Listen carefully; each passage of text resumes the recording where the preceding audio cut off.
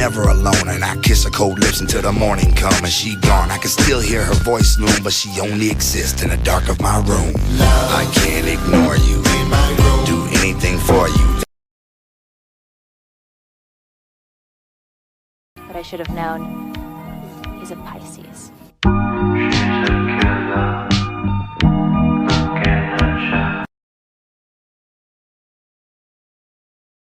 When I die, can't take it to the grave.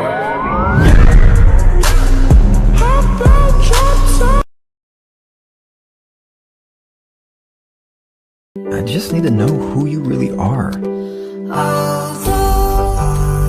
You are special. You're talented. You're passionate. You're smart.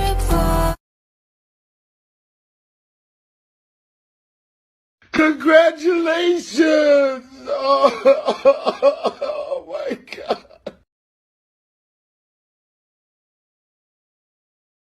Ugh, here we go again, having to clean up after your impulsive messes. I don't want to be doing this, Joe. We wouldn't be here if you hadn't killed.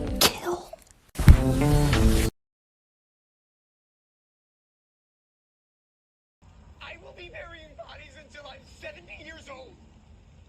Because if I'm not 100% into you all of the time, you will keep killing people.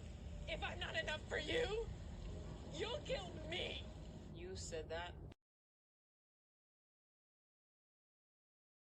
At the same time, I wanna hug you. I wanna wrap my hands around your neck.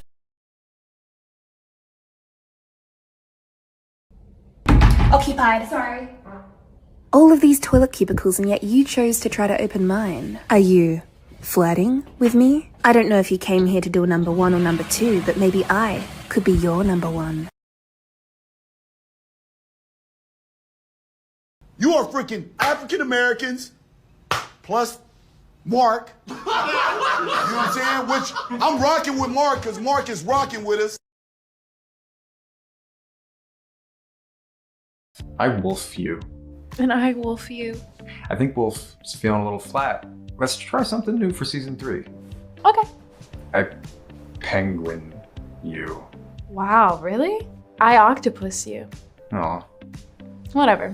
it's no big deal.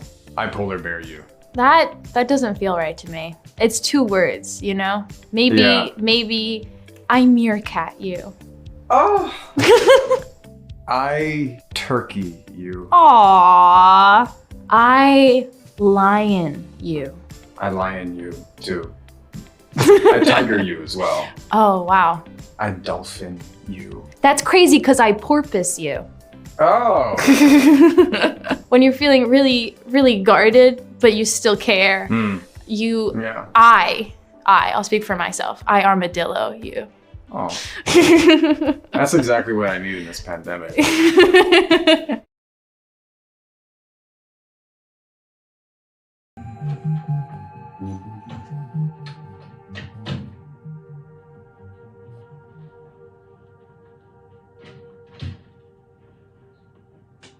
She can't know.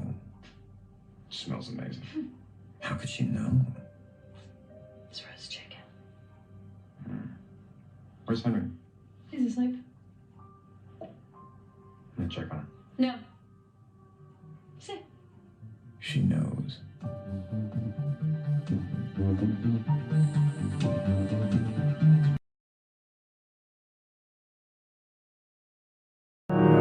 I think I've seen this film before, and I didn't like the ending.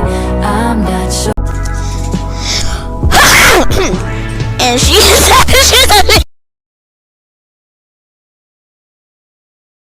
Have you seen You? Whenever you watch the show, there's always a ton of voiceovers. And you want me to notice? And I always thought it must be super awkward to film this show. So why don't we find out? Netflix put out a You without Joe's narration. What do you think? You've been off. You feel weird ever since we got here.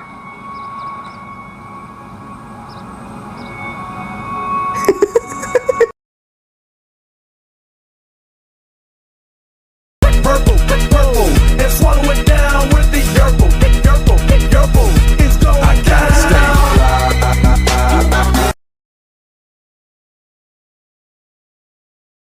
I just need to know who you really are. You are special. You're talented. You're passionate. You're smart. I just need to know who you really are. You are special. You're talented. You're passionate. You're smart.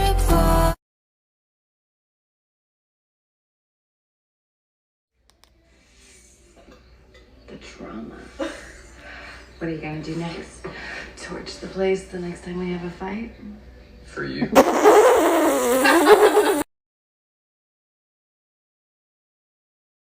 There you go, there's your tea. Your hand lingers on mine a second longer than it needs to. You smile at me like you're intrigued by my order, like you're intrigued by me. Okay, I'll bite. You wanted me. No, you needed me to see you as more than just the faceless mask of the corporation you work for. Well, it worked. I see you. Boyfriend red flags to look out for. Leaving weirdly long pauses before replying. Reading classic novels to a baby. Wearing that hat. Has a cage in his basement. Has murdered at least 10 people.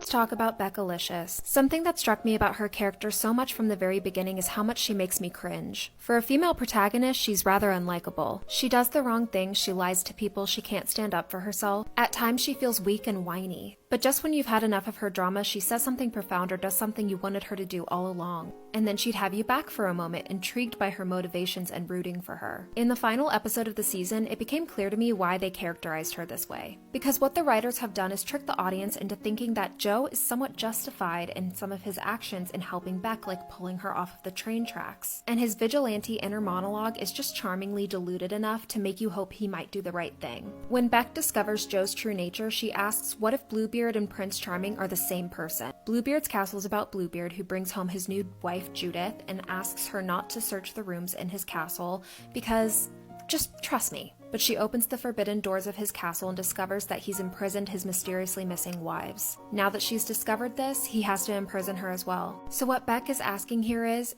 can I give up my freedom to love this deranged man? To trust him and not ask questions? Because maybe there is no such thing as a happy ending with Prince Charming like I once thought. In this moment, we realize as an audience that Beck is just a girl who wants love. Beck ultimately decides that despite her flaws, she deserves freedom. If she makes mistakes, cheats on her boyfriend, embarrasses herself in front of people, it doesn't matter. She has the autonomy to do those things. She has the right to learn those lessons on her own. Well, Joe just wanted to protect her from bad things, and Beck tells him, you are the bad thing that you should have killed. Not Benji, not Peach, you. That even if her life was a mess, it was her life and he had no right to tamper with it. These lines hold up a mirror to the audience. How many mistakes have you made? How many people have you hurt? And does that really justify being manipulated, stalked, and captured? And at the hands of an unassuming man that people will side with because Beck's life in contrast seems like such a mess. Almost like a plot twist where the crumbs were there all along, we realize Beck is just a normal girl, making mistakes, living her life, doing any of the same things that the main characters of Sex and the City have done over and over. So in that final struggle for your life scene between Beck and Joe, my boyfriend asks, why didn't she just